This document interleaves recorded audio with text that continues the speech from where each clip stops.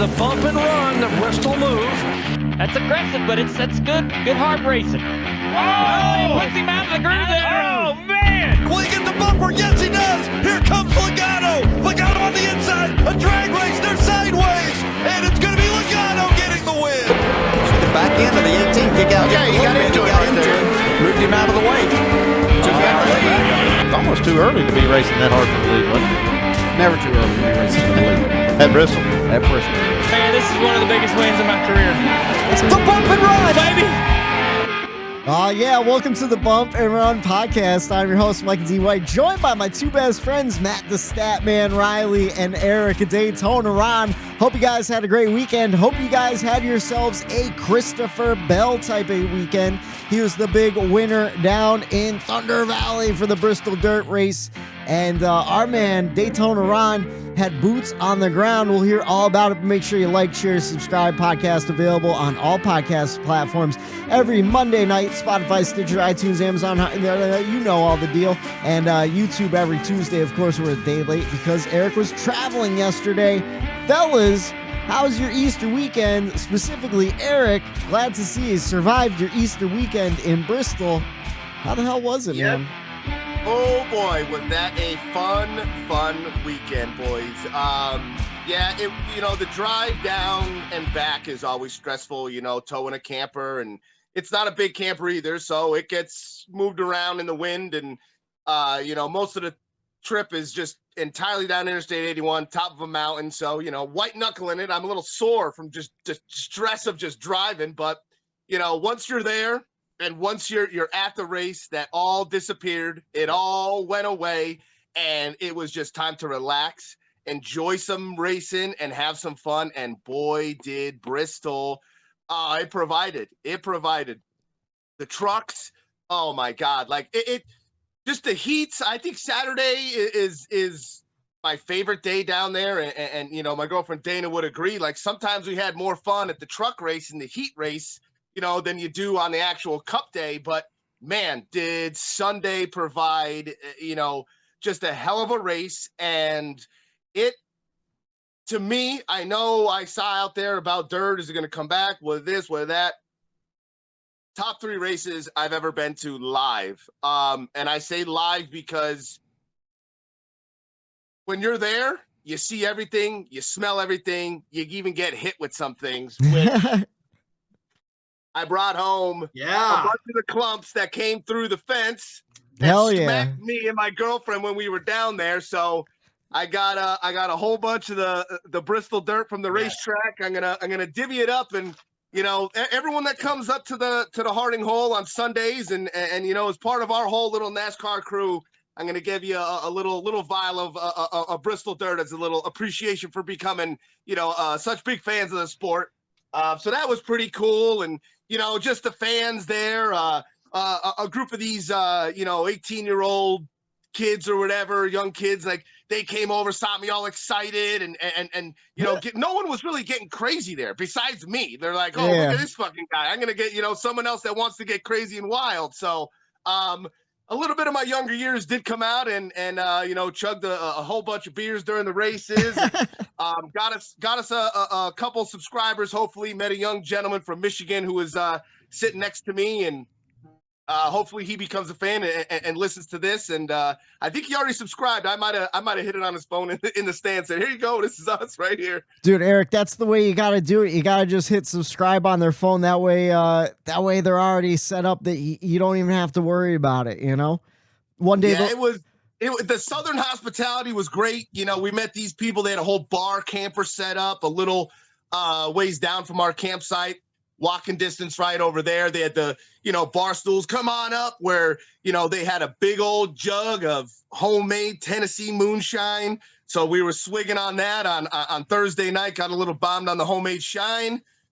They had amazing, all these kind of pudding shots, Jello shots, this, that, whiskeys. And it was what I needed, I think, coming out of the winter. This was kind of the jump start out of that yucky, seasonal depression, not seeing the sun forever. But it was well worth the trip. And I highly suggest, if they do it again, I know it didn't get the greatest reviews and people have their, remarks on it, which I agree. That's your get to it live. Just get to it live. And I think you'll appreciate it a little bit more as far as the on-track prep that goes into it. Is when you're there, you're seeing a commercial break. They're not showing you what I'm seeing in the grandstands of all of the Packer cars going out there, the water truck going out there, all the people fixing the hole down by where the haulers came in. There was a huge divot where the haulers were coming in. They had to grade that down, put new dirt. So, those guys put a lot of time and effort to put on a show, and I thought they did an excellent job. And I'll tell you what, I'll probably go back again next year if it's on the dirt. I tell you what, sorry. No, go ahead. I was just gonna say, I tell you what, to your point about the track prep and stuff, it looked like it was prepped the best it's ever been. Like they just keep constantly improving, and I feel like we saw it in the product too. And it's kind of unfortunate. I don't know if it's on Easter or what is the problem, but it's unfortunate the grandstands weren't more full. I thought. Get to that. And I'll tell you what, I mean, that was a thing that it concerned me on Friday. It was about halfway through the day, but I mean, granted, I didn't leave my camper all day Friday. Yeah, it rained and was windy all day long on Friday. Literally, it did not stop at all, and that probably deterred a few people away from going earlier. But the weather for Sunday was great. You still could have. I don't know, man. The crowd wasn't there, but I think Easter Sunday down in the South, I don't think it really affects it that much because they have a whole big thing down there and people were, to go to. They have the whole thing. So, if that is your excuse, you don't have one. Yeah. They have a whole ceremony there that you could go to and do. And, I get the family thing and all that, but it was – I know I might have been a little buzzed up at the time when I texted it, but when you guys asked me – how the grandstands looked on the inside. Our local hockey arena, the Mini Penguins, I said there's probably more people at a Mini Pens game than are inside here right now. It wasn't that bad. I was being a little sarcastic, but they were so spread out all over the place. That place is huge. And yeah. It just, I think no matter what, it was going to look a little bad because how massive that place is. What? So a couple things that I wanted to just add on to it too is because Eric and I went down, a group of us went down about, what year was that, Eric? 16. So what, 7-8 years ago we went down and we got there in the middle of the night and they had the track lights were still on. And I just remember that place is so magical. I just hold Bristol so near and dear to my heart because not only is the racing always amazing, it always has been and always will be, but the place itself, it's TV pictures don't do it justice. When you're coming up through on that main drag and the mountain range clears and here's Bristol Motor Speedway and it's just literally tucked in between mountains. And then you get into it and it's so much bigger than it looks on TV. I don't know how to explain it. Eric, obviously you were just there yesterday. You walk in from the concourse outside the grandstands, you get to the grandstands and it's just massive. It's massive. I've been in some giant football stadiums. I went to Penn State. I was in the biggest college football stadium in the world at Penn State, and Bristol's bigger. Or at least it feels bigger. It's unlike anything in the world. How many? Why.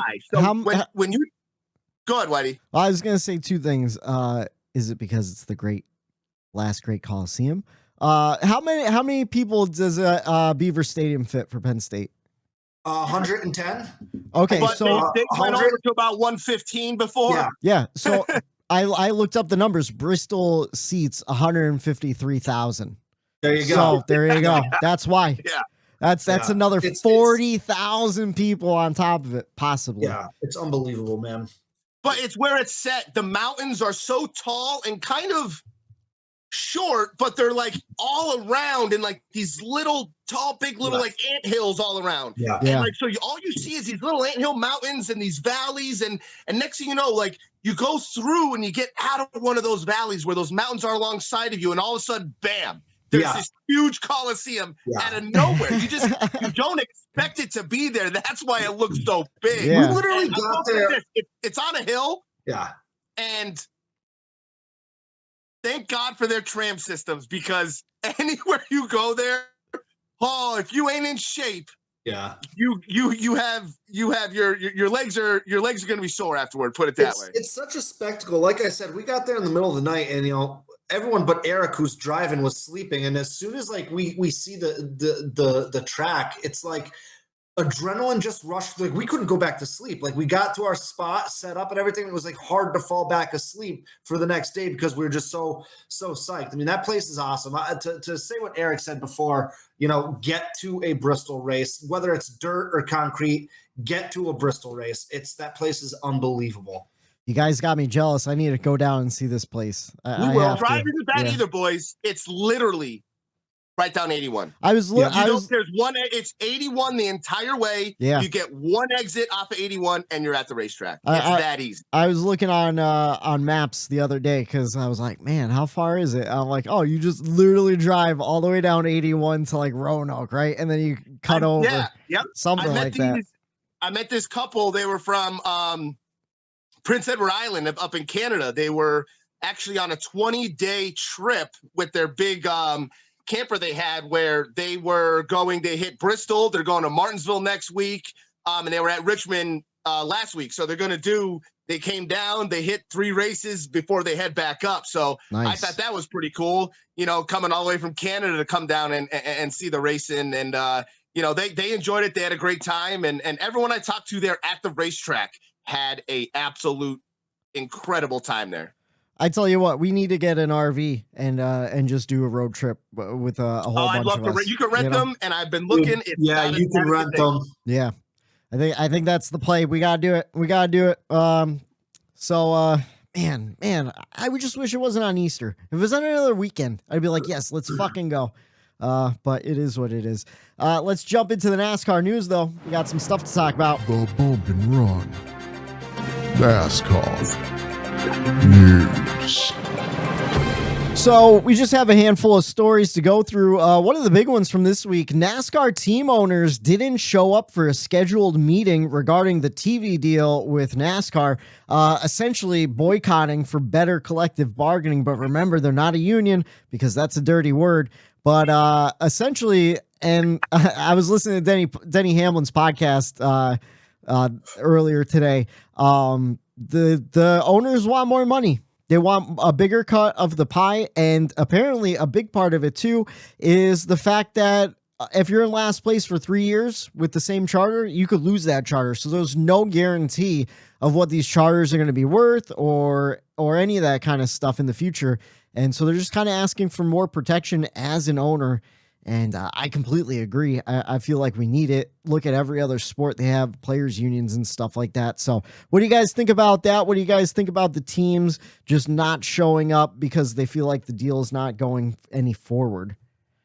You got to fight for the right to party, right? If they feel like they're not getting what they deserve. And I am actually on the side of the teams, at this point is, they want a larger cut of the pie. And I know it's hard too, with the I believe the contracts or whatever this is only scheduled through the same time that the TV deal is ready to be renewed as well. So everyone's kind of waiting to see what the new TV deals are going to be, how much money is going to be involved with that too. So we're really at like a weird point right now, almost like a holding point right now where we don't know yet. But I don't blame the owners for getting together and saying, let's hold out. Let's do what we have to do to make our point known. Yeah, I'm with you where I'm with the teams and the drivers. And it's just like you look at other sports, like how much money these owners making in the NFL off of the people that are actually on the field, the gladiators themselves. And I'm always going to take the side of the gladiator. And, those are the ones putting on the show. Those are the ones making the money. Those are the ones out there, working their asses off behind the wheel of that race car. And, look at how much work goes into building that race car. those crew chiefs and the whole team, everyone working on that, like they just feel like they want a little bit more. They're the ones doing the grit work. And, I think they're getting a little tired of, the top brass always taking the money. And I think it will help improve racing. I think maybe, let them have a little bit more and see what they could do with it. And I'll always side with the Gladiator. Yeah, I agree. 100% on all of that. And a piece I really didn't think about until I was listening to, again, Denny Hamlin's podcast, and I was listening to DBC today too, which I usually don't get to do on Mondays. So because we're recording on Tuesday, I got to hear their takes before we record, and they brought up the whole point of the charter value and stuff. Right now they're asking for millions and millions of dollars for charters, like double digits for charters, and no one knows what the charter is actually going to be worth after this TV deal and stuff too. So like that plays a big part of it too, where at least if now the TV deal, hey, we're going to get a bigger cut. Well, now the charter value kind of makes more sense than it does right now, especially for prospective owners. We talk about Dale Jr. always talking about wanting to get in a cup, but the charter's too expensive right now, and right now there's no guarantee. And even they brought up Rick Ware Racing and stuff too. Rick Ware, we dog on them all the time. We dog on Cody Ware, and we'll get to him in a little bit. But if they're slowest cars last in points of all the charter teams for 3 years straight, they lose that charter. So now it's like they don't even actually own it. They're just leasing it, and it's worth this money. But if they lose it, then they're out all of their money anyway. So it the more I learn about it and the more, insiders talk about it, it's greasy. Yeah, it's fucking greasy. It's progress. It sounds like a greasy deal going on right now. It's a very imperfect system. Yeah, because that needs to be worked out. It was a knee-jerk reaction. It worked at the time, but now that time is running out. Yeah. And other variables are starting to pop up. And now they're going to have to, second guess and rework how a charter is worked and bought. And they have to be open about everything. And I think that's where it gets a little weird too, is okay, where's the money going? Who's going to get it? How are you going to do this? I want to know about this appeals panel. And I think this is going to be a I always like to stay optimistic about it, but man, boys, this next couple years for our sport and like this TV deal, I don't think people realize how big this is. I think this is a lot riding on our sport right now. Oh yeah, this TV deal is make or break for a lot of different pieces of this puzzle. Yes, and I as much as I like not talking about off the track stuff, you know what I mean? Like you want to stick to talking about racing and what happened on the weekend. Like I feel like this is one of the things where it's like I want to know more and keep me updated, NASCAR. And this is something that should be talked about more. And I don't think it's getting enough attention that it should. Yeah. And again, I don't want to sound like, oh, the world is burning and all this stuff. Exactly. But when you look at all the pieces of the pie and how the sport is structured, like this TV deal, they have to go to work, man. They have to go to work. They have to figure it out, and they will. Listen. They're gonna figure it out. They're not gonna let too many people's lives depend on this sport for them to just let this go wrong. Well, they'll get it right. They'll figure it out. But we're in crunch time now. We've been talking about this for a couple of years, and now we're in crunch time. The only thing that worries me is NASCAR wasn't always the biggest form of motorsports in this country. IndyCar was. In fact, IndyCar was bigger in Pennsylvania than anything. Like the Pocono race was considered the Indy 500 of the East, and it took some weird negotiations and some angry teams, and then you have the split. And I don't want to, I don't want to sound like doom and gloom, but I don't know if NASCAR could survive something like that, because IndyCar almost didn't either. Just the structure. The structure needs to be changed. They need to find a different structure to keep the sport alive. At this point, what they've been doing, it's just been a Band-Aid, and now that Band-Aid got a little waterlogged and it lost all of its purpose. Yeah. And you want to know what? We'll see how SRX does on Thursday. I hate when you wash your hands too many times in that Band-Aid. Exactly. And it's just barely sticking on there. And it's like, God damn it. And then you start seeing that black gunk around the glue that's stuck on your finger. You have to throw the Band-Aid out. Yeah. Okay. Anyways, sorry. Eric brought up the appeals board during that rant, and that leads on to our next piece. Colleague lost their appeal. Hendrick won kind of, and Colleague didn't. And then later on in the week, William Byron and Alex Bowman were fined after last week when their cars were taken for inspection at the NASCAR R&D Center. It was a greenhouse violation for modifying a part where the windshield wiper can be mounted. They've been docked points. Their interim crew chiefs were suspended, I do believe. And it seems like, to me, an outside party, NASCAR wasn't happy about losing that appeals board to Hendrick. And now they're getting a little ticky-tacky. Little ticky-tacky. Here in Pennsylvania, we're still a couple weeks out from spring turkey season, hunting season. Mm-hmm. Looks like, no, it doesn't look like. I'll tell you what happened. NASCAR went head hunting a couple weeks early in my mind. They went head hunting. They went and they found William Byron and Alex Bowman, and they brought them to the R&D Center, and somebody told someone, don't let those two cars leave until you find something. Yeah, I'm sure the 5 and the 9 went after Bristol too. And if they didn't, they're going to. I hope it happens before Chase gets back. Yeah. Do berries. They're probably going to wait until Chase gets back and then whack them. Well, you want to know what? They got their points back, and NASCAR's taking them one at a time after. I don't know how I feel about it. I did learn something though. I know how I feel about it. I feel like it's bullshit. That's how I feel about it. Well, you want to know what? Should we get into the weeds with this one? We could. I think the appeals board was bullshit that they gave them their points back, but left them with a fine and the crew chiefs being suspended. I think that whole entire situation was bullshit. It should have been either 100% or 0. One or the other, no weird middle ground. So I understand why NASCAR is pissed. Like NASCAR was made a fool in front of the appeals board, and now they're getting their points back. So like, I think it's shitty to go head hunting, but at the same time, I think the appeals board blew that call so bad that now NASCAR is kind of forced to do something. Yeah. Right. The appeals board made themselves look like assholes. The appeals board ruined it for the appeals board. Yeah. You know what I mean? Like, they finally had something where, like, okay, NASCAR isn't the sole dictator. Whatever NASCAR says goes. We have this opportunity as a race team to state our case in front of a jury of our peers and people that know what, racing and what it takes. So this is a win for us as the teams. Like, we have this appeals process. This is great. We have this thing to fight the NASCAR corporate, and the main brass. And now they go and do this.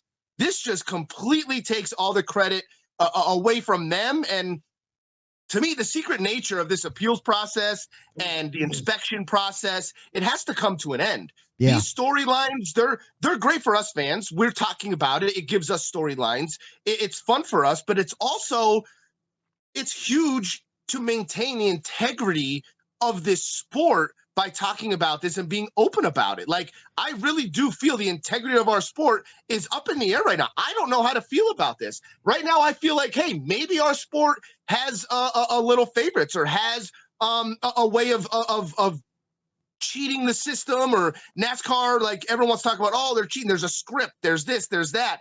Well, when this shit kind of happens, I can't stand it because it does leave that little gap. And all the people that want to blow that door open are running for that little gap and doing whatever they can to make that little gap into a huge wide open doorway. And you never know how long it'll take for it to be that way. I feel like it delegitimizes things a little bit, know? Yeah, and, it does. And 100% it does. Like, Colleague didn't deserve that. Like, what was it? All 8 of HMS's Louvers got taken one back. Of 4 only. So which one there seems like it was intentional versus not intentional? Exactly. The team with all of them modified, or the team with only one of them modified? And what did they race that prior week? And at the same time, too, What was said in that appeals board? There is no record. Right. So I was. That's the problem I have. Harvick brought it up. Harvick said that it should be televised, like we said last week, court like TV. on TV. NASCAR court TV. So if you want a really great in-depth behind the scenes look at the appeals process, go to Denny Hamlin's podcast and listen to, he dropped a special episode last Thursday talking about every single thing that happened. And honestly, after he talked about and pled his case, I was really surprised that his penalty upheld too. So it's a good listen. Obviously listen after you listen to us, because I don't want you guys turning us away. But we got more news to talk about. The All-Star Race format has been announced. I have it on my phone as a screenshot. I'm going to warn you, I didn't actually look at the screenshot. I just screenshotted it. It's pretty similar to what just went down this past weekend in Bristol. There's going to have some heats. The Heat 1 will set the inside row. Heat 2 will set the outside row. And you have a 100-lap open. Yep. So Friday we're gonna have practice and qualifying and a pit crew challenge. The pit crew challenge will you'll qualify with will be based on pit stop time only. Man. Thank you, Dale Jr. for that. Yeah. Yes, I hope it was better. Is it the same type of pit crew challenge that they had last year? Because remember what it was like? Oh my God, it was a weird drag race thing. Yeah. Bad. That was bad. On paper, that was one of the best ideas of all time, and then the execution of it was the worst. The worst execution. Yeah, because they had to do it. Let the cars go on the track first and do a lap. Don't do it just right there. They needed do it right. They need to do the lap first and come in like a real pit stop. They did it backwards. They should have did the lap, come flying down pit road, no speed limit, slide into the box, and then do the pit stop. But no. So the pit crew challenge will determine qualifying order, and it's going to be based on a 4-tire pit stop, no fuel.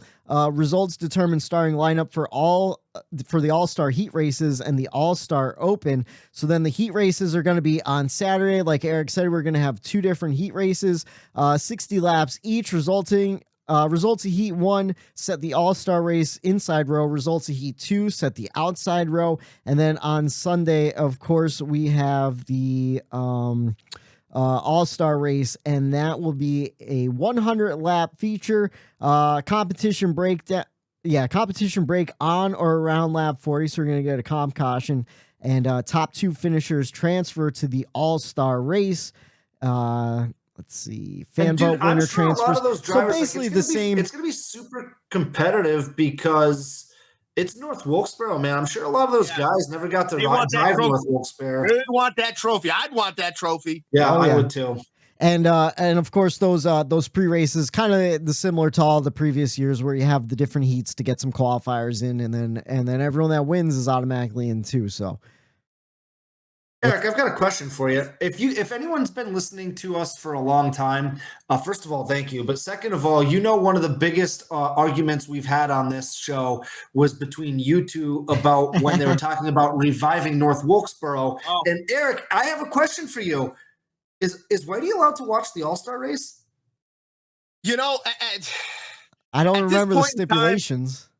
He doesn't deserve to. Right. I don't know if he deserves to. The amount of just absolute hate coming out of that mouth was it was what that was one of your most epic, passionate rants. And how do you feel after that now? Has your heart changed? Because mine, hey, I stood where I stood. Yeah. Eric was on the right side of history. Yeah, I was on the right side. I'll double down right now. Go back and watch any fucking race from North Wilkesboro from the 90s. It's one of the most boring fucking tracks you'll ever see. The All-Star Race is going to be garbage. There's nothing around that track to draw anyone in. And North Wilkesboro will be off the schedule in less than 5 years. Guarantee the track is the it. draw. What do you always say about what gets us? What do corporations do and all these companies do? They go after the nostalgia. Oh, yeah. Ooh, look at this. When I was young, why do you think all neon and all 90s shit's coming out now? Oh, because they're going after us. That's what we had when we were kids. So the track itself is bringing people there. And I think it's going to put on a show. I mean, well, we'll see with this car and what the changes with this package that they had, and I think I think we're going to see some good racing, and it's the All-Star race. We might see a little bit of Ty Dillon at the Clash from a few years back. Now that would make things interesting. I would love that. Listen, I want the race to be a success, and on that Monday, if it is, I'll come on here and I'll sing its praises. But until then, it's unproven in my eyes, and I'm going by history. And there's a reason why it's not on the race schedule, or wasn't on the race schedule for 20 years. How about this? How about instead of singing its praises, you have to sing the North Carolina national anthem? Do each states have an anthem? I'm sure they have a state song or something we could look up. I'll figure it out. If it's a rip-roaring success, you have to come on this show and sing the North Carolina state song. All right, and if I can't find it, we'll go with the Tar Heels and we'll do whatever their fucking alma mater song is. Someone reminded me of that when we get closer to the All-Star race. Let's see. Chase Briscoe apparently might need surgery on his broken finger. No update on that yet, but he wheeled that car all day yesterday with a broken finger. Got himself a top 5 finish. Finished in 5th. He'll be fine. Yeah, scumbag. He fucked my fantasy day. We'll get into 2 years in a row that in the last coming laps he takes someone out in front of him. Like Blaney fans were pissed. Welcome to my world. I chirped the Briscoe. This girl was wearing a Briscoe hat on the way out. And she's talking. I chirped the shit out of her. I said, "Oh yeah." I said, "Look at that! 2 years in a row, taking out one of the leaders on the last couple laps." She said something. I said, that ain't too. I was giving Dana's like, Eric, cut it out. I'm like, nah, fuck that scumbag. That reminds me, friend of the show, Charlie Warner. We met him down in Daytona a couple years ago. He sent me a DM on Twitter. He wanted to know, were you the guy that Freddie Kraft was talking about on DBC this week? Freddie Kraft gave his What an Idiot award to a guy that was flipping off Joey Logano for the entire truck race and the entire cup race. Every lap. Was that you? No, I don't think it was me, but not every lap, but I would probably say at least 20 to 25 laps the bird was out at him for sure. So it might have been you, but it also might have been 20,000 other people there too. Yeah. I mean, that's true too. When Logano spun and wrecked and went into the garage area, he was right in front of where I was sitting. Dude, it's like when Kyle Busch used to wreck, but now when Logano wrecks, the whole crowd just stood up cheering. Yeah. Well, I'm hoping Freddie saw you, and if not, it was a kindred spirit that you have down in Bristol. And then we have to get to a piece of serious news. And I hate talking about this type of shit because it shouldn't happen. But Cody Ware indefinitely suspended by NASCAR after being arrested on assault charges on Monday. He faces 2 charges: assault on a female and assault by strangulation. I don't think we really have to comment on that other than we'll see what happens in the courts. I don't know. No comment from me. Yeah, I don't want to speculate on things like that, but that's why he missed this Sunday. Yeah, his brother got busted for the same thing. He got arrested for assault too a couple years ago, which he was reinstated after a NASCAR program where you know whatever. Let's see, what are they called? What is it, like rehab program? Yeah, like the rehab program. But never mind. I'm not. Anger management. You have to do a class, anger management class. It depends on what you did. Your drug and alcohol. Yeah.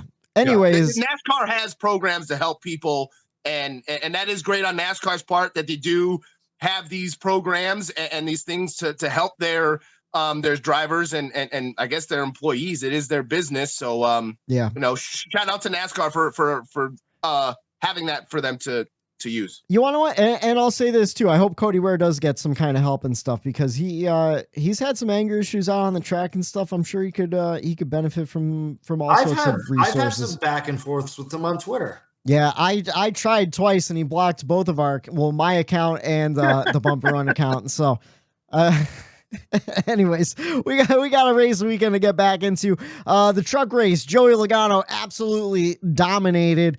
I didn't get a chance to see it. Eric, you were there live. Matt, did you get a chance to see any of the truck race? No, we had Saturday night was a huge UFC card, so we had some people over for that. So I had it on my laptop, but if I told you I saw 5 laps of that truck race, that's probably on the high end. Yeah, I went to go see the Dungeons and Dragons movie on Saturday. It was fucking sick. Highly suggest it. And I thought about you, Matt. Did you know Why? Why? Because Cinemark has the UFC fights. Did you know that? Oh, so yes, I found that out. We talked about that on Saturday night. Yeah, I didn't know that, but I said the same thing. I'll tell you guys, if they provide alcohol, I'm in. I think you can drink at Cinemark. I'm not sure. I mean, we used to when we were teenagers. Cinemark now. I think they did change that recently. And sounds like something I'm gonna have to look into. Or you just pull what we used to do in high school and drink some beers in the parking lot and sneak a few in your pants on the way in. You know, like. I mean, there's ways. I thought about sneaking into it at the end of Dungeons and Dragons, though. It was still going on. I got out at like 11 o'clock. I'm like, fuck it, I might make the main event. But that guilt got me. Anyways, we had a cup race. Christopher Bell led 100 laps. Led once for 100 laps. He was the big winner. 2 hours, 40 minutes, 40 seconds. We saw 14 cautions for 71 laps. 4 lead changes among 4 different drivers, so not a whole lot of movement up front. Bell, Reddick, Austin Dillon, Ricky Stenhouse Jr., and Chase Briscoe, your top 5 fellas. Let's jump into the race grades. It's our NASCAR weekend race grade. And let's do a contrast. We'll start with Matt, who watched it on television, then we'll go to Eric, who watched it in person. Matt, what did you think about the race weekend? I gave it an A. You know, pretty much everything that we discussed before, and is what I was gonna say. You know, I loved the racing. Third time is a charm. And I guess it seemed like the drivers had a little more control than they did the first 2 years. It also seemed like the team that prepped the track has it finally figured out, which is a shame because if you read the tea leaves, all signs are pointing towards that being the last Bristol Dirt Race that we're going to see, unfortunately. But, I liked it. I gave it an A. It was late. I was also tired. It was a long Easter day. So I probably didn't get that bump up to an A+ where it probably deserved. But still, listen, A is a fantastic top of the line grade. Loved what I saw. Yeah, you know what, Matt? I didn't really think about that. Like when we were talking earlier, Whitey, we were talking about like the Easter weekend and the crowd and all that. Just even the people at home watching on TV, you were just had a hell of a day in front of you. You know what I mean? Yeah. And have it at night like that. I didn't think about that. Yeah, it's just a long day to I know we always talk when there's some Sunday night races like that. It's tough to stay up and watch those races. So yeah, I didn't think about that. Just the whole holiday in general, being at home and just the events of the day. Yeah.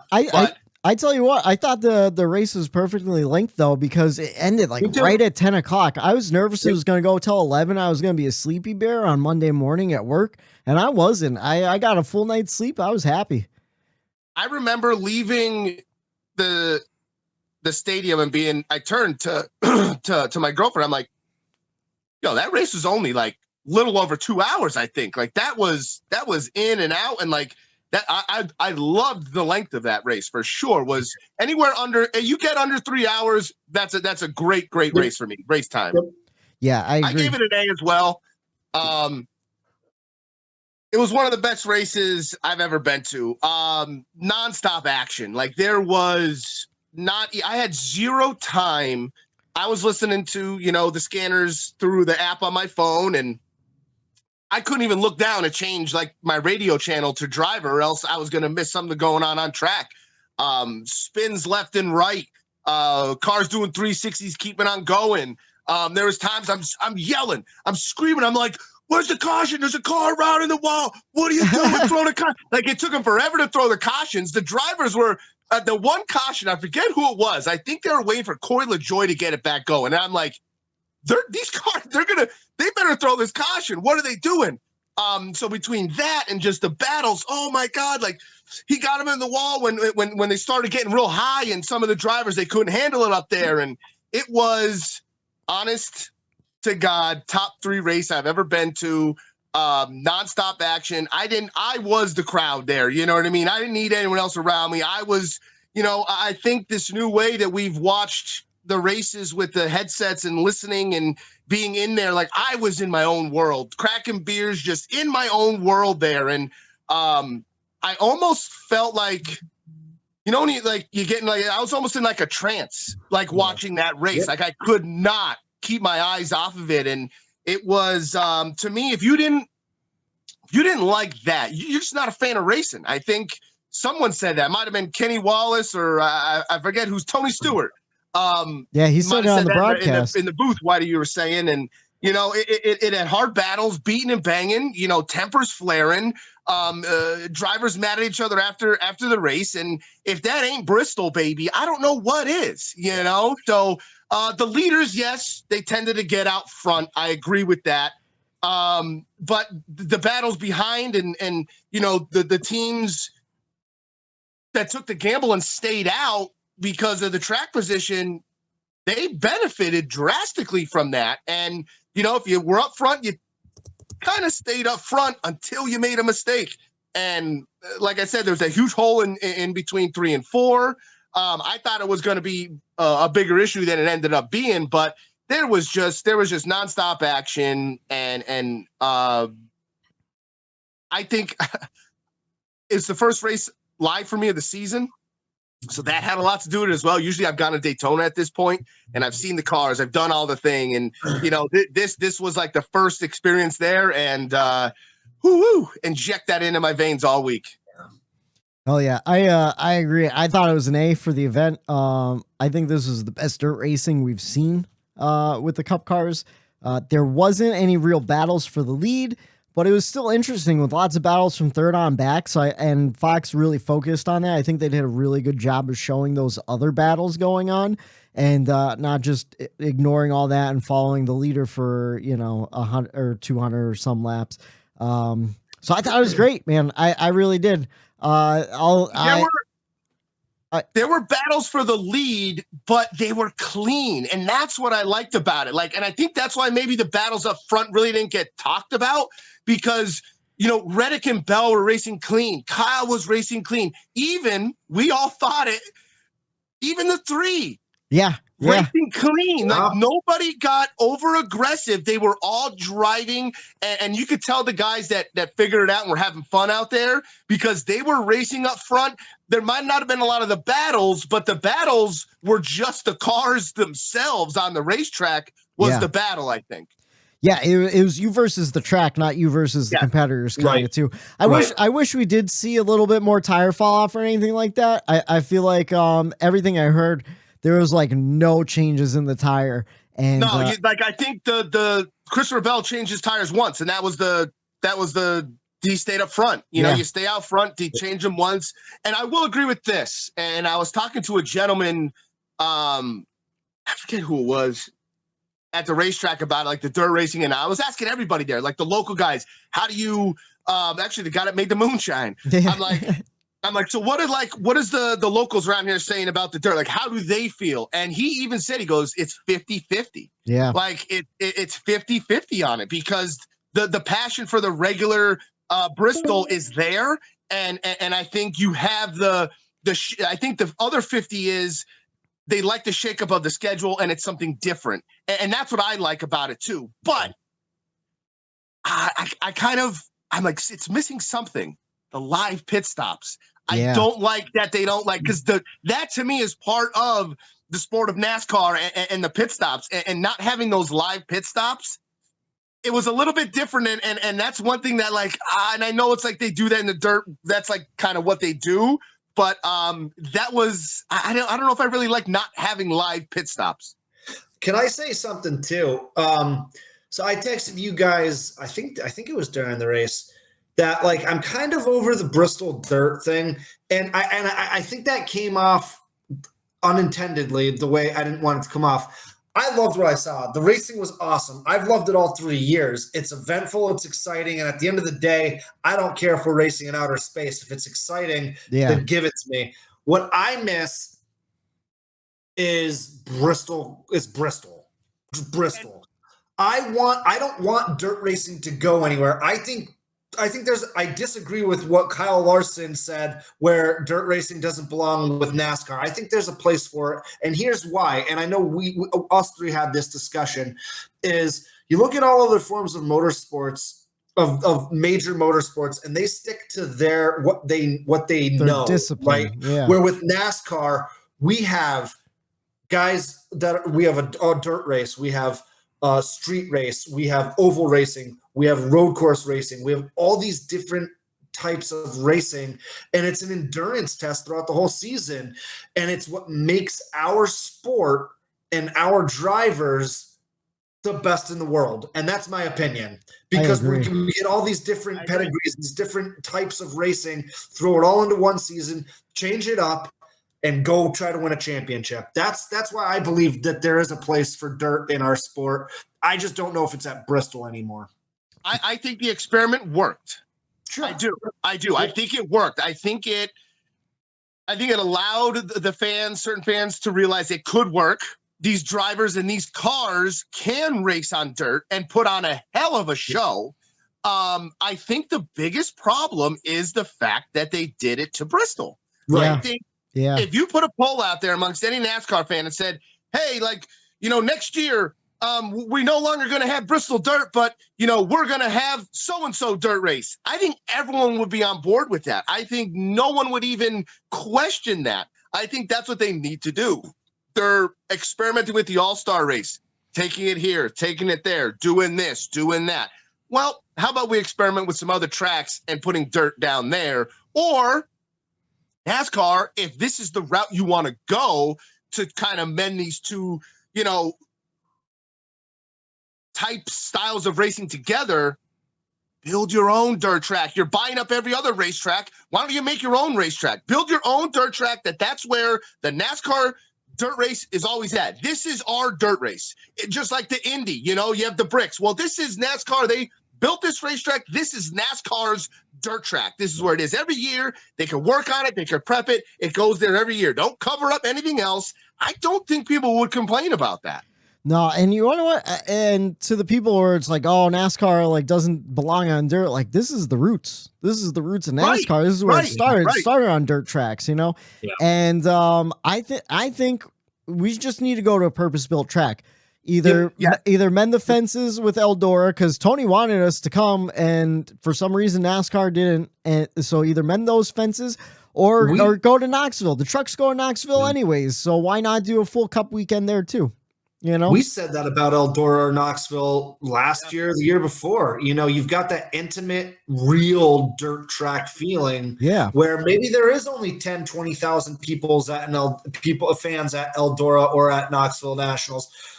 That's okay. It's a whole different feel, man. It's a local track feel with the big dogs doing it. I think that there's a place. Like Eric said, the experiment was tried, did it for 3 years. It worked. These cars can do it and put on a good-ass show. Now let's go find a long-term solution for this. Yeah, I don't know about you guys, but I think the problem is threefold. You have dirt on Bristol, where Bristol purists don't want to see that, You have a dirt race where maybe guys like Kyle Larson, who are dirt purists, don't want to see that in general. And then you have it on Easter, where a lot of people don't want to travel to the track on a holiday weekend. So you have three things kind of up against you. Matt, you're about fourfold because the weather wasn't great. Sunday was fine. The Sunday was fine, but Eric, it was freezing, wasn't it? Was that the coldest you've ever been at a NASCAR race? Hands down. And I was in Atlanta when they gave us our tickets back because it didn't reach 45 degrees. It was... There was frost Saturday morning when I woke up. There was frost all over my truck. It was just, it was cold. That's the coldest that I've camped in quite a while, where it definitely was down in the 30s at night for sure. You'd be surprised how many people wait until a week out to get their tickets. Oh yeah. They saw that. Listen, I check the weather a week out before every race, and I don't go to the tracks. And I saw what the weather was going to be like. So I can imagine the people who are waiting till the last second to buy tickets see the race and they're like, you know what? Not this year. We'll go next year, or we'll go in the summer or fall when they come back. Playoff I just feel bad for those people because we tend to just say screw it. We're going to go regardless. If we have our ticket, nothing's going to prevent us from going. And I'm glad that I did go these last 2 years because, man, did I see an epic race there last year, and I saw another hell of a race this year. And, they can't take that from me. So I'm glad I went and experienced it. And that's what you do as a fan. And if you love the sport, NASCAR's trying something new, go there, try it out and witness it. Because like I said, I took that dirt because I kind of had the feeling that might be the last time they do that. So I'll always have a piece of that track that was there. Cause if that is the last, hey, it was a good one. Yeah, it was a great one. We all gave it A's, so that's something. And I'm looking forward to getting that little vial. I might buy that Christopher Bell race win and put a little real dirt on it or something. There you go. There you go. See? All right, you guys want to jump into the checkers and wreckers? Get moving along here. 3 wide for the lead. 1 lap to go. It's this week's checkers and wreckers. All right, since we started with Matt for the race grades, let's start with Eric for the checkers and wreckers. What'd you see? What'd you feel? All right, so last week, if you were listening, you know that I wrecked EJ and his crew, and we talked about the curse of the king and the curse of the king's hat and all that. You never put it on. Don't do it. Don't do it. And how bad that they were running. And before the race, I had on one of my older, I think it was the Tide Eric Jones cutoff or whatever. Yeah. And I said, you know what? I said, no. I said, I got my new merch. I got my new Legacy Motor Club merch. I said, I'm going to finally wear it this weekend for the first time to hopefully swing the momentum. Yeah. And boys, I'll tell you what, in the beginning of that race, I'm like, well, I was about to rip both my shirts right off. But in the end, I watched my driver have a hell of an up and down day. From going 3 laps down in the beginning, getting run out the racetrack and getting held up by the 7, 10, 23. There was a pack that just couldn't move anywhere. Did a 360 spin twice on the racetrack, kept it going, come back to finish P14 and get a top 15 finish. So maybe in the beginning it didn't work, but towards the end, maybe, getting this new gear is going to, my superstition is going to help, because after the day he had to come back with a top 15, I will take that all day, every day. And hopefully this swings the momentum. So come on, EJ, let's go. That car was beautiful looking on racetrack, that flat black with just the gold. It looked sharp. I love that style of car. Always loved the 54 Monster car when it was just that flat black with the green. So I have to give him the checkers for wrecking him last week, but my real checkers goes to Austin Dillon. All right. Okay. We all were talking about, well, Whitey, I sent him a snap. I needed the WSS and I'm trying to do all this. And he's like, man, he goes, Austin Dillon up front, won his heat, has a car, but it's Austin Dillon. Can't trust him. He wrecked out the year before. He wrecked out the year before. That's why. And you know what? I don't think anybody had faith in Austin Dillon staying up front during that race, but I got to give AD credit, man. I don't know what, was underneath the hood of that car or if it's Kyle rubbing off on him a little bit there, but man, both those cars were good on Sunday. And, for once here, Austin Dillon beat out Kyle Busch, and he had the better car that day. Can I tell you, so like you said, for the listener at home, I've been doing this Whitey speed score thing for fantasy, where I have all these different formulas and they're pulling all this information from practice and qualifying and past race performance and all this stuff, like really putting some work into it. And for Bristol, because there's no practice, I'm like, man, what am I going to do? So I start pulling all this data from last year and everything. And he qualified really well last year too. And he's won in Eldora. And Austin Dillon grew up on the dirt too. Like he did a lot of dirt racing in his time. And I didn't have faith. But it's still Austin Dillon. You know what I mean? It's like, it's still Austin Dillon, and I didn't have faith. Well, Bree also likes to take a look at the Whitey speed score, and then she does her own research and stuff too. She was going to play Austin Cindric because Austin Cindric was pretty quick. He had a car. He had a car too. And I said to her before we left for Easter dinner, I go, you want to know what? play Austin Dillon instead of Austin Cindric. And I thought you were going to say she played the wrong Austin and got it right. No, she played Austin Dillon. It saved her fantasy lineup. She got third for the week. She's still in first. I, on the other hand, did not have any faith in Austin Dillon, and I came in 17th this week. Whew. And oh boy, was it rough. So I like it though. Give credit where credit's due. Austin Dillon, he earned that one. Yeah. How about your wreckers? So my wreckers, I kind of already hinted or said it earlier, is just Chase Briscoe. It wasn't a crazy egregious move. It wasn't anything like that. But the reason I'm wrecking him is this is back-to-back same style races where he's going in there, going for the win and moving somebody out of the way. And neither times did he come out with the win because of it. And it's just more of a reputation thing for me. I like Chase Briscoe.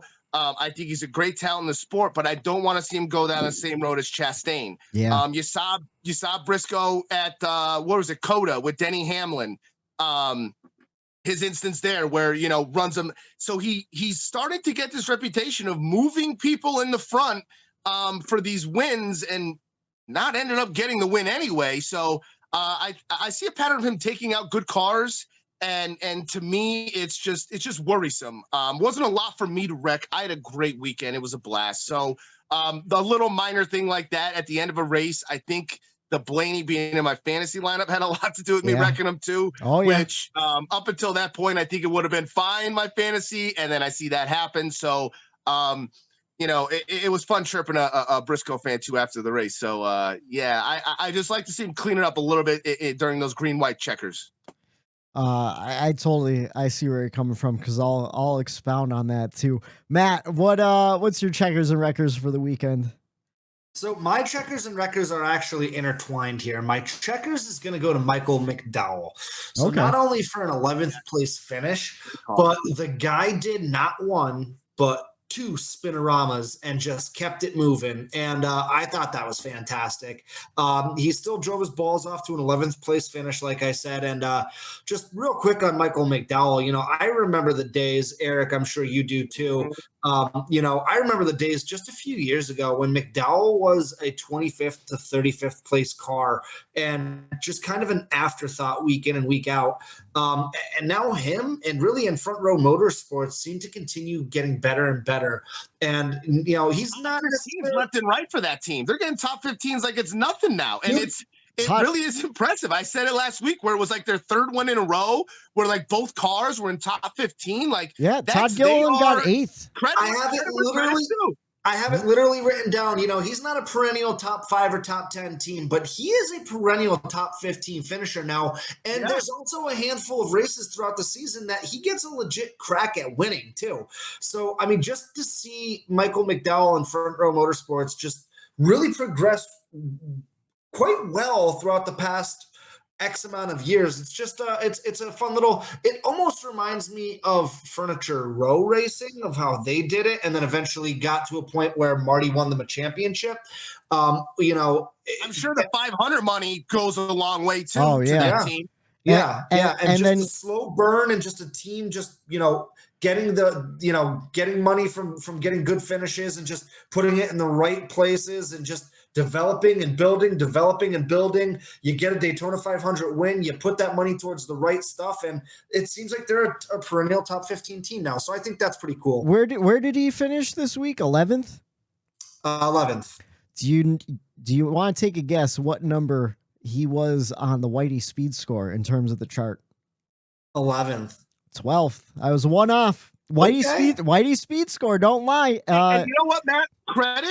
Credit to McDowell for sticking through and staying with that team. He's and very not giving loyal up to and them. Loves like sticking with if you think about it, how many other drivers been on the same team, same sponsor besides like the Lowe's 48 car, the FedEx car, like that Lowe's and Michael McDowell car go together. Like it's almost It's almost up there with the Jimmy Johnson and Lowe's thing. Like, he's recognizable. He's the face of Love's. And they like Love's as a company. I heard it on Dave Moody. He was talking about it one day. They absolutely love having Michael McDowell represent their company in the sport and stuff too. And last year, I think he was in a contract year. Someone asked him like, "Oh, are you interested in like maybe finding better opportunities?" He said, "No, I'm sticking here." And honestly, the loyalty's paying off. And this shouldn't have been a surprise on Dirt either, because the first year of Bristol Dirt, I think he finished 12th. Last year of Bristol Dirt, he finished 9th, and then this year he follows it up with 11th place finish. So the guy, after 2 spins, the guy's solid, and he has no dirt background either. So good on him. So yeah, just to bring it on home and wrap a bow on this, like I said, my checkers and my records go together. So Fox not showing the Michael McDowell spins is just egregious on all fronts. So the first spin, Eric, you were at the track. I was telling you before we started recording, the first spin didn't get shown until 5 minutes later after a commercial break went down. And then the second spin, the broadcast booth, Tony, Clint, and Mike Joy were like, "Oh my God, he just did it again. Michael McDowell just did it again." Like they were like super excited for once in their lives about something that happened on track. And it took a whole, I don't know, 5 or 10 Bristol laps for Fox to show the replay of the second one that the booth just reacted to. And it's just like over and over again. You know, we just watched a video. Whitey, I don't know the gentleman's name who made the video about all the stuff that Fox has done. But like, I'm going to keep beating that drum. I don't care if our listeners are sick of us trashing Fox. I hate Fox. I hate their broadcasts. I did find out, I guess, recently, I don't know if this is true or not, but from what I saw is NASCAR and Fox has a new race director. And if that's the case, like this guy like needs to get fired. He just needs to lose his job, move on to a different sport, because he clearly doesn't know what he's doing. He has no control over that truck, because week in, week out, lap in, lap out, they just fail on so many different levels every time. And Whitey, like, I don't know that video you sent us. Yeah. I don't know who that gentleman is. Bravo to that guy. Yeah. But it was probably the most well broken down thing about the broadcast and like where it was and where it is now and the differences. And it is eye-opening and mind-blowing how much better the broadcasting used to be to now. Yeah, I'll give this guy credit. He has 65,000 views on this video. So if you're watching us, chances are it's probably been suggested to you, but it's Elite Precision 29, and the name of the video is NASCAR on Fox has become atrocious. And he hit every single point. And like you said, is it, 12 minutes or 14 minutes? It's like 19 minutes, but 19 minutes, but it's an easy 19-minute watch. It was like, I stopped what I was doing because you guys were talking about it. And I was like, all right, I have to check this out. And like 10 minutes into it, I'm like, this guy just point after point after point. It's like, we've been saying this all along. So, yeah, he did a great job, especially comparing and contrasting where it was in the 2000s, early 2000s, mid 2000s, and today, and it's just been going downhill ever since. You know, so I think it's quality. It's a quality records, and I think it's very valid. And yeah, I don't know, man. What are you gonna do? At least now that you say it's a new guy, it kind of makes a little bit more sense. But like, what the fuck's been going on the last couple seasons, anyways? Yeah. All right. I'm up, right? My checkers and records. So kind of like Matt, I have to give my checkers to Ricky Stenhouse Jr. And I'm wondering if we're looking at a Michael McDowell type progression, because Ricky won the Daytona 500. He didn't really do anything spectacular at Bristol Dirt, but I think he needs a bit of credit for just another solid run since Daytona. You know, when a guy like Ricky wins the 500, you automatically think, like, what's he going to do? That's one less place in the playoffs, kind of a wasted spot. But it seems like the team is running well, at least early on. He has 3 top 10s in this season, 2 top 5s, and a win. Just a solid day for Ricky. He got a top 10 on a road course for the first time ever at COTA. He did well at Bristol Dirt the first year. I don't remember what he did last year, so it's no surprise he's a big dirt guy too. But just to see those cars run well. I like it for the team. I like it for Brad Doherty, and I like it for Ricky, because if like we said earlier, if you've been listening to this podcast for a long time, we're all kind of rooting for Ricky, even though he's in the back for some reason. I like him, and man, I mean, something's got to give. He's a Daytona 500 champion. Show So what money will do with this next gen car. I feel like if he has this same win in the old gen car, the money that you get from this doesn't matter, because it's lost in the engineering to the other teams. But this new car allows, when you get a win like the 500, that money, I think you could. It's a huge boost. It's you could use that more, because the parts, you don't have to spend on the engineering to make these parts anymore. It's you could put into other aspects of your race team. And like you said, you signed with McDowell. We thought the same thing. McDowell wins the 500. What is he gonna do with that wasted playoff spot? Yeah. He had the best season he's ever had. Yeah. And he raced well. So, and his seasons keep improving. Ricky might 500, got money, put it elsewhere, get the team going. I like that. Yeah, because not only that, like, now you have money to invest in resources like people. You could go out and get a better crew chief or better engineers. Like, who knows? It all starts, like we said, from the bottom to the top. Like, those guys wrenching on those cars are the most important parts to getting the cars on track. My wreckers, Kyle Larson, for fucking my fantasy day, man, because I had him and Priest. I wasn't going to play either of them. He runs guys like this all the time. In fact, Denny Hamlin called him out on it on his podcast on Monday, and they're like best friends. They go golfing and hang out all the time. The DBC guys said the same thing. And if you go back 5 months to our podcast from post Vegas, I said the same thing last year, because I was noticing a trend. He does it to his teammates. He did it to Bubba. That's why Bubba turned him. I still don't agree with hooking a guy in the right rear, but I understand the frustration, because apparently it's a pattern. It's apparently been happening a lot longer than any of us has noticed, and we started noticing it last year. He runs guys all the way up the track all the time, and not only did it ruin Priest's day, it ruined his day too, because he runs Priest up in the track.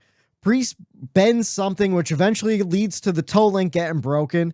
So then Priest gets pissed off. He's stuck in the back, and he goes and he does the same exact thing to Kyle Larson. Then Kyle Larson gets out of the car, and he, in his press conference, he's like, "Oh, well, it happened like an hour before that. I figured we could be like adults." Well, no, you reap what you sow.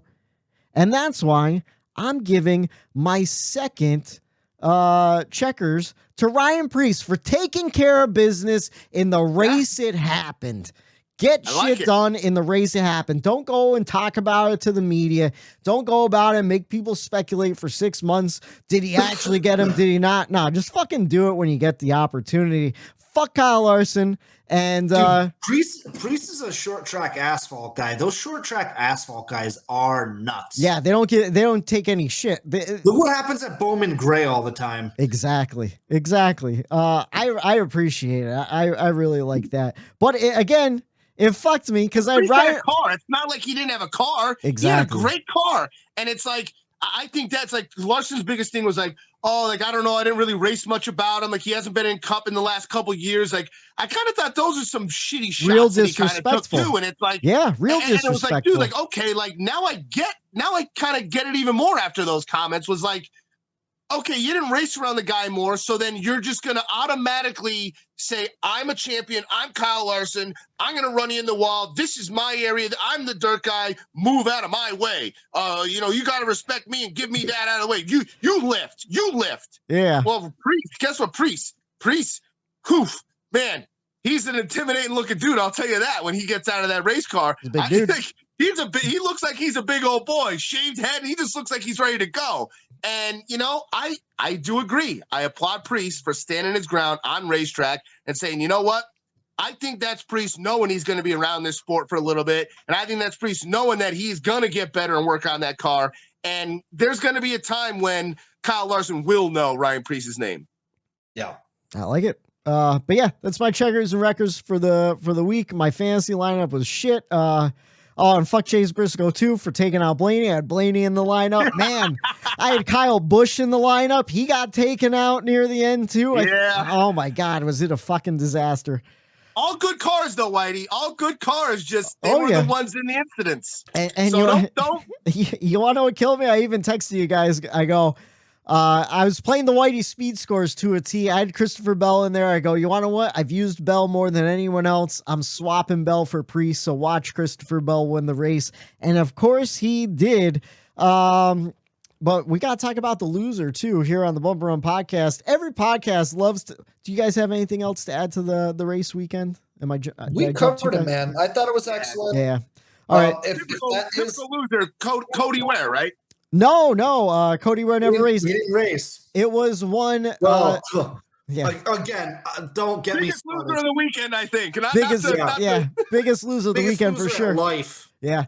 So here on the Bumper Run podcast, everyone loves to talk about the winner, Christopher Bell, on a Monday, but we also like to talk about the loser. And this week, unfortunately for our buddy Shrey's wife, Kimmy, it was one Joey Logano. He wrecked out midway through the race. He had a rough day from the start, too. He got sandwiched between Bubba and Byron early, but was able to move on through it throughout the first stage. Just a lot of mayhem through the field. I don't actually know when he got taken out, to be honest with you. It was on like lap 96 or whatever. Early on in the race, I had one eye on the race and then one eye on my family during Easter dinner. Yeah, it was coming out of 4 towards the checker. There was a whole group of them that kind of spun and turned around. And he actually was involved in a couple where like he wasn't involved, but then he got run into or wrong place, wrong time. So he got pinballed around quite a bit. Okay. And then I got a nice old picture of him. He was in his garage when he pulled in and was done for the day. Took a nice picture of that. I'm gonna frame that on my wall. I'm gonna have him sign it at Pocono. I'm gonna picture him in the garage. Nice. I like that. Did you send that one to Kimmy too, so she saw it? Oh yeah. Yeah, fuck Joey Logano. Poor Kimmy. I feel bad for her. Anyways, we got a pick a lane, and I still never made a goddamn bumper for the pick a lane segment. I just have one. Future Bristol Dirt. I know we kind of speculated on throughout the episode. I would like to see it come back. I'm going to leave it at this. I like the future of dirt. Mm-hmm. Yep. I think Matt agrees. All right. Me too. Yeah, me too. I should have come back earlier. Yeah, you should. Where? The next NASCAR Cup race. We're powering through Weekend preview. We're powering through the last part here. There's nothing else to say about Bristol Dirt. We thought it was awesome. If you didn't like it, you didn't like it, and we hope it continues somewhere at least. We're heading to the hot dog capital of Virginia. I love hot dogs. We're going to Martinsville. Trucks on Track, Martinsville, Friday, 7:30 on FS1 for the Long John Silver's 200. I love Long John Silver's, dude. So many hush puppies during the race. I love Long John Silver. You want to know what? Friday, I might have to go to LJS and get some Long Johns before the race. Dude, let's go. Never mind. That was off camera that we were talking, but boy, talk about belly problems. The next day, Xfinity on Track Saturday, 7:30 on FS1 for the call. 811.com before you dig 250. For real though, before you dig any major holes, you got to call that number just to make sure you're not digging on power lines. You don't want to accidentally kill yourself. And then Cup on Track, 3 p.m. on FS1 on Sunday for the NOCO 400. I don't know what NOCO is. Practice and qualifying are at 4:35 on Saturday, though. And we have some picks to go over from last week. I picked. Bad. I'm out of it. Bad. Our like in this, I am bad.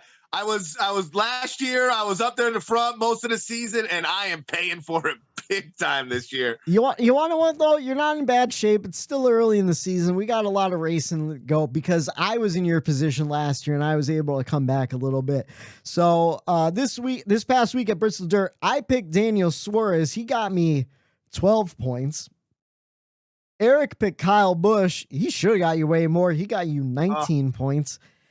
And then Matt, the stat man Reilly, if you listen to his pick, you won yourself some money. He told you to pick Christopher Bell. Christopher Bell was, of course, the winner. And Matt was true to his word. He put some money down and he won some money on Christopher Bell. I hope you did the same.